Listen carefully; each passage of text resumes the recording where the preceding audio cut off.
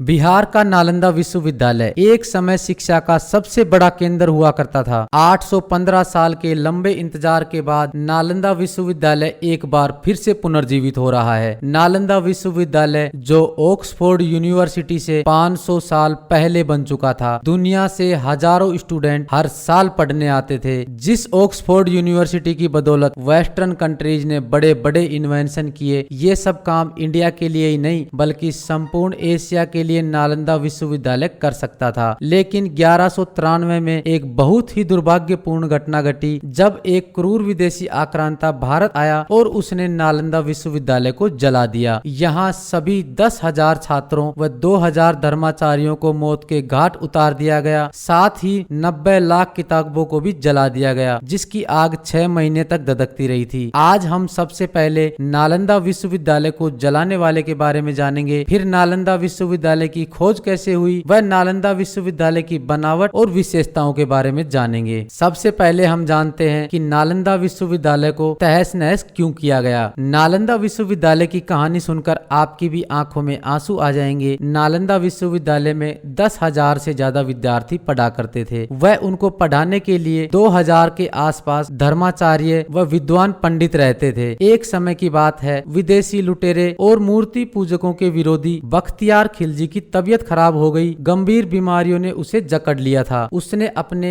नीम हकीमों से काफी दिन इलाज करवाया, लेकिन उसकी तबीयत ठीक नहीं हुई। उस समय एक यात्री नालंदा विश्वविद्यालय के सभी आचार्यों से मिलते हुए खिलजी के राज्य में जा पहुंचा। वहां उसे पता चला कि बख्तियार खिलजी की तबीयत बहुत ज्यादा खराब है और अभी मिल नहीं सकता है। उस यात्री के काफी अनुरोध करने के बाद बख्तियार खिलजी मिलने के लिए तैयार हो गया। उस यात्री ने मिलते ही खिलजी को सलाह दी कि विश्व प्रसिद्ध नालंदा विश्वविद्यालय में मेडिसिन विभाग के प्रमुख पंडित राहुल श्री बद्री जी आपको ठीक कर सकते हैं। फिर क्या था, खिलजी ने पंडित राहुल श्री बद्री जी से इलाज की इच्छा प्रकट की, लेकिन खिलजी ने एक शर्त रखी थी कि मैं किसी भी प्रकार की भारतीय पद्धति से बनी दवा नहीं खाऊंगा, क्योंकि ये काफिर के हाथ से बनाई गई है। फिर कुछ समय के बाद राहुल श्री बद्री जी खिलजी के पास एक कुरान की प्रति लेके पहुंचे और खिलजी को सलाह दी, अगर आप प्रतिदिन कुरान की ये प्रतियां पढ़ोगे तो आप ठीक हो जाओगे, यह मेरा दावा है। उसके कुछ दिनों तक खिलजी ने कुरान की वो प्रतियां पढ़ी और वह ठीक हो गया। उसके बाद उसने पता लगाया कि मैं ठीक कैसे हो गया, तो उसको पता चला कि पंडित राहुल श्री बद्री जी ने कुरान की प्रतियों पर दवाई लगा दी थी, ताकि जब भी थूक लगाकर कुरान की प्रति को बदले तो दवाई उसके मुंह में चली जाए। इस माध्यम से दवा का असर हुआ और वो ठीक हो गया। उसके बाद खिलजी को यह बात सहन नहीं हुई कि वह यूनानी पद्धति की दवाई व उसके नीम हकीमों से ठीक नहीं हुआ, वह काफिर की दवाई ने उसे ठीक कर दिया। मेरे नीम हकीमों से ज्यादा ज्ञान उन पंडित और आचार्यों के पास है। मन ही मन में उन आचार्यों व पंडितों के प्रति द्वेष पैदा हो गया और उसके बाद बख्तियार खिलजी अपनी फौज लेकर नालंदा विश्वविद्यालय पहुंच गया। चारों तरफ से सभी दरवाजे बंद कर दिए गए ताकि कोई बाहर नहीं जाने पाए। हजारों शिक्षकों व विद्यार्थियों को पल भर में मार दिया गया। शिक्षा के मंदिर में बख्तियार सिंह खिलजी ने ऐसा खूनी खेल खेला जिसकी आप कल्पना भी नहीं कर सकते। सभी मूर्ति पूजकों की लाशें बिछाने के बाद खिलजी ने आदेश दिया कि यहाँ सभी किताबों को जला दिया जाए और इस परिसर को तहस नहस कर दिया जाए। उसके बाद जो हुआ वह बहुत भयानक था। हजारों साल की रिसर्च और मेहनत को आग लगा दी गई और पूरे 6 महीनों तक लगातार नालंदा विश्वविद्यालय जलता रहा। साथ ही जल रहा था भारत का भविष्य। पूरी तरह से तहस नहस वीरान खड़ा नालंदा विश्वविद्यालय जो खंडहर हो गया था, काफी शताब्दियां बीतने के बाद धूल मिट्टी के नीचे दबकर आंखों से ओझल हो गया। फिर एक समय ऐसा आया कि नालंदा विश्वविद्यालय की खोज करने